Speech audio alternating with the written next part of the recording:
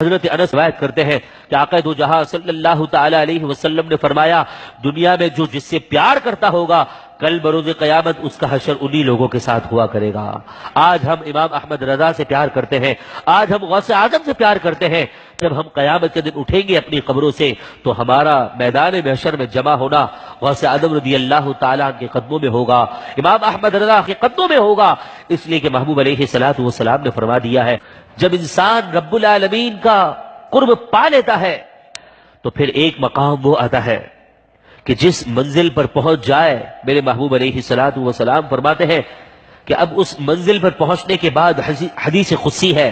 وہ حدیث قدسی کے الفاظ کیا ہیں؟ رسول اللہ علیہ الصلوۃ والسلام نے فرمایا کہ میرا رب ارشاد فرماتا ہے فَكُنْتُ سَمْعَهُ الَّذِي يَسْمَعُ بِهِ وَبَصَرَهُ الَّذِي يُبْصِرُ بِهِ، میں اس کے کان بن جاتا ہوں جس سے وہ سنتا ہے، او کما قال علیہ الصلوۃ والسلام، میں اس کی آنکھیں بن جاتا ہوں جس سے وہ دیکھتا ہے۔ رب العالمین کی ذات تو زبان بننے سے پاک ہے، رب العالمین کی ذات تو کان بننے سے پاک ہے۔ اب کیا مطلب ہے کہ اللہ تبارک و تعالی کان بن رہا ہے، رب العالمین اس بندے کی آنکھ بن رہا ہے، رب العالمین جو ہے وہ اس بندے کی زبان بن رہا ہے۔ حدیث کی تشریح کرنے والے بڑے بڑے شارحین فرماتے ہیں کہ اس حدیث کا مطلب یہ ہے کہ اب جب رب العالمین کی رحمت اس کے کان ہو چکے ہیں، جب رب العالمین کی رحمت اس کے ہاتھ بن چکے ہیں، جب رب العالمین کی رحمت اس کے ہاتھ بن چکا، کان بن چکی ہے، تو اب ذرا حساب لگائیے کہ اب وہ اپنی آنکھ سے، اپنی قدرت سے، اپنی طاقت سے نہیں دیکھتا، بلکہ اللہ تبارک و تعالیٰ کی قدرت اور طاقت سے وہ لوگوں کو دیکھ رہا ہوتا ہے۔ اب جب زبان رب العالمین کی رحمت بن چکی ہے، اس کی زبان اپنی نہیں رہی، تو اب اس کی زبان سے وہی جملہ نکلتا ہے جو رب العالمین کا ارادہ ہوتا ہے، جو رب العالمین اپنے پیارے کی زبان سے جملہ نکلوانا چاہتا ہے، وہ بندہ وہی زبان سے جملہ ادا کرتا ہے۔ تو جب اگر کوئی اللہ کا مقرب اس منزل پر پہنچ جاتا ہے کہ جس کے بارے میں حدیث قدسی ہے کہ اب رب العالمین کی رحمت اس کی زبان، اس کے کان بن چکی ہے، تو اب وہ اپنی طرف سے کچھ نہیں کہتا، جو اشارہ رب العالمین کی طرف سے محبوب علیہ الصلوۃ والسلام کی طرف سے ہوتا ہے، وہی بات وہ انسان لکھ رہا ہوتا ہے، اللہ کا مقرب وہی الفاظ دہرا رہا ہوتا ہے، اور اس کی تجلیات، اس کی جھلک میرے امام احمد رضا میں نظر آتی ہے کہ جب آپ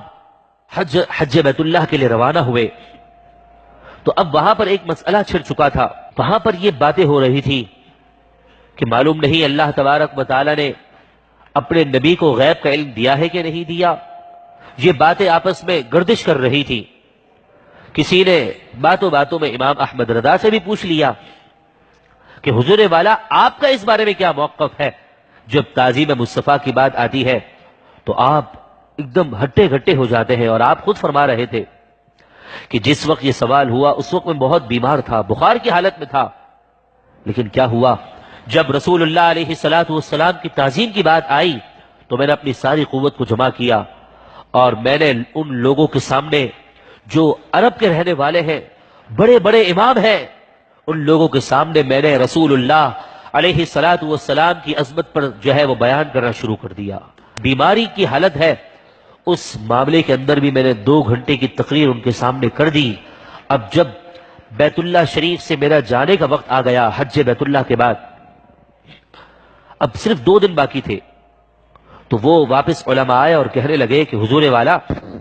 بس آپ سے ایک التجا ہے، آپ جو آپ نے باتیں ہمیں ارشاد فرمائی ہیں، ان باتوں کو آپ تحریر میں لا دیجئے، ان باتوں کا فتویٰ دے دیجئے کہ واقعی میں اللہ تبارک و تعالی نے اپنے نبی کو غیب کا علم دیا ہے۔ آپ کی باتوں سے ہمارے دل کو تسکین تو حاصل ہو چکی ہے، لیکن ہم چاہتے ہیں کہ ایک فتویٰ تحریری مل جائے۔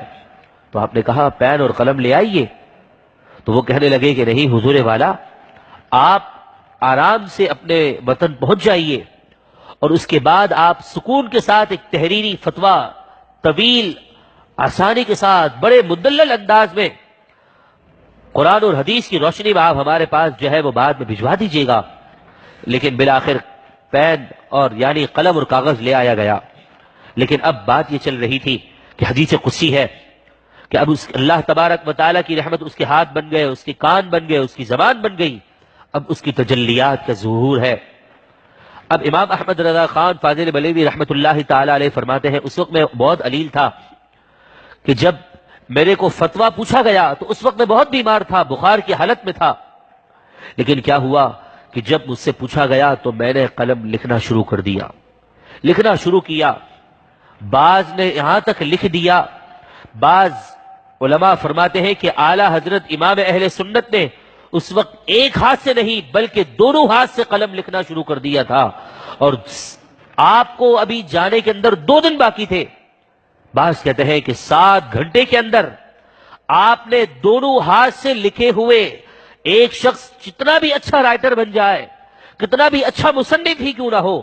لیکن اس بات کا اسے علم نہیں ہوتا کہ میں اس صفحے کے آخر میں کون سی بات ختم کروں گا اور اس صفحے کی ابتدا سے کون سی بات کا آغاز مجھے کرنا ہے۔ کسی بھی رائٹر اور مصنف کو اس بات کا علم نہیں ہوتا، لیکن آپ جب دونوں ہاتھ سے لکھ رہے ہیں، لوگ حیران ہیں کہ یہ کیسے ہو سکتا ہے کہ ایک مصنف کو اللہ نے اتنا بڑا کمال دیا کہ ایک ہاتھ سے نہیں بلکہ دو ہاتھ سے لکھ رہے ہیں۔ اور بعد میں جب آپ نے 7 گھنٹے کے اندر رسول اللہ علیہ الصلوۃ والسلام کے علم غیب پر جو مدلل انداز میں قرآن اور حدیث کی روشنی سے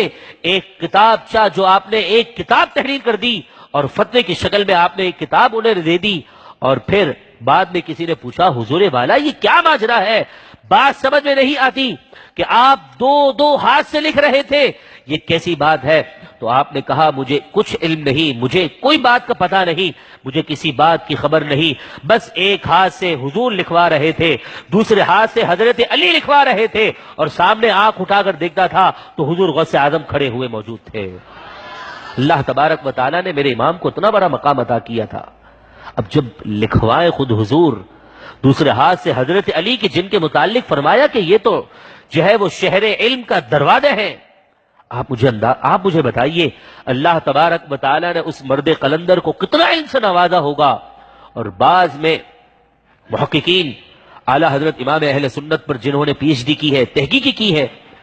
وہ کہتے ہیں کہ اعلیٰ حضرت کو اگر جو ہم نے کاؤنٹنگ کی ہے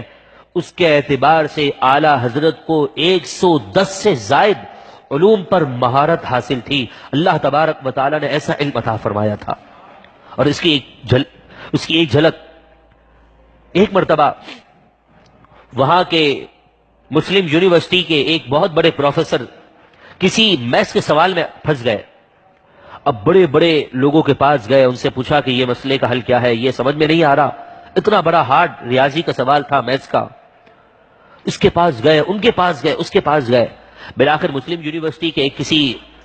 سید سلیمان جو اعلیٰ حضرت کے مرید تھے، انہوں نے کہا کہ پروفیسر صاحب آپ اتنا پریشان کیوں ہیں؟ وہ اس یونیورسٹی کے بڑے عہدے پر بھی فائز تھے، کہا آپ کے چہرے پر بہت ٹینشن کی آثار ظاہر ہو رہے ہیں۔ تو کہا کہ مسئلہ یہ ہے کہ میں ایک بہت بڑے غمگیر مسئلے میں پھنس چکا ہوں، اس کا حل مجھے مل نہیں رہا، اب میں سوچ رہا ہوں کہ لندن جاؤں، وہاں کی کسی یونیورسٹی کے کسی پروفیسر کو پکڑوں اور اس سے اس مسئلے کا حل پوچھوں۔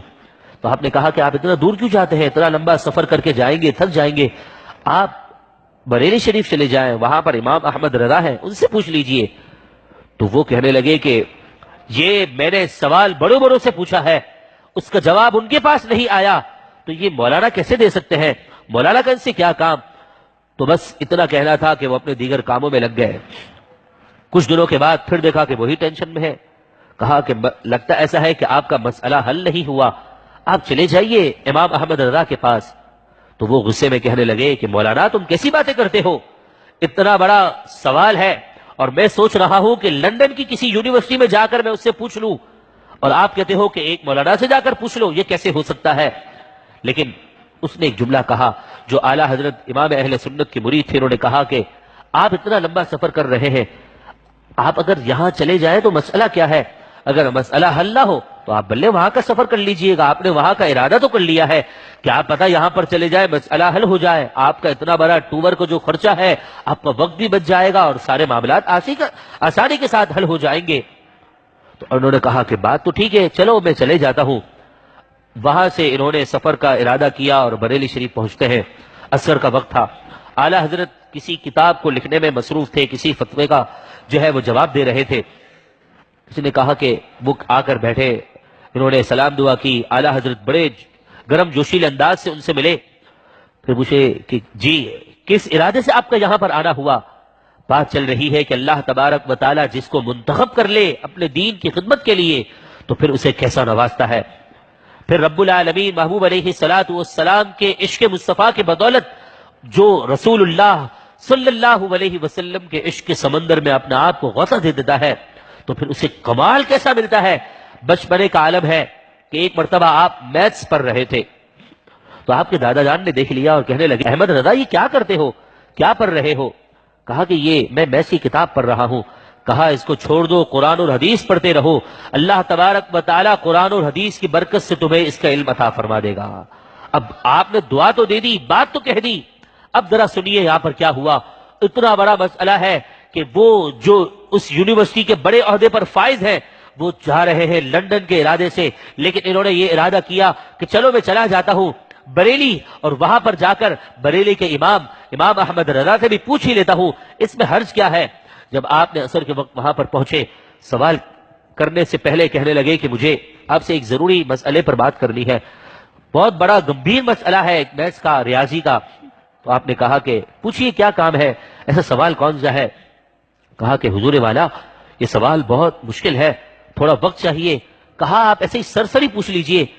اب وہ کہتے ہیں کہ میں نے سرسری پوچھنا شروع کیا، ابھی میرا سوال بھی پورا نہیں ہوا تھا کہ اعلیٰ حضرت نے مجھے یہ بتایا کہ اس طرح کرو اس طرح کرو، اب میرا سوال بھی مکمل نہیں ہوا، سوال مکمل ہونے سے پہلے اعلیٰ حضرت نے اس کا جواب مجھے ارشاد فرما دیا تھا۔ اللہ تبارک و تعالیٰ نے اتنا علم لدنی عطا فرمایا تھا، اور پھر وہ کہتے ہیں کہ بس میں نے تو دنیا کے اندر علم لدنی کے متعلق سماعت کیا تھا کہ دنیا کے اندر علم لدنی بھی کوئی چیز ہے جو رب العالمین اپنے خاص بندوں کو اپنے فضل سے عطا فرماتا ہے۔ آج میں نے اپنی آنکھوں سے دیکھ لیا کہ اللہ تبارک و تعالیٰ نے عشق مصطفیٰ میں جو امام احمد رضا کو مہارت ہے، اللہ تبارک و تعالیٰ نے ان کے سینے کو جو محبوب علیہ الصلوۃ والسلام سے محبت کا ایک مرکز بنایا ہے، اس کی برکت سے اللہ نے علم لدنی سے بھی انہیں مالا مال فرما دیا۔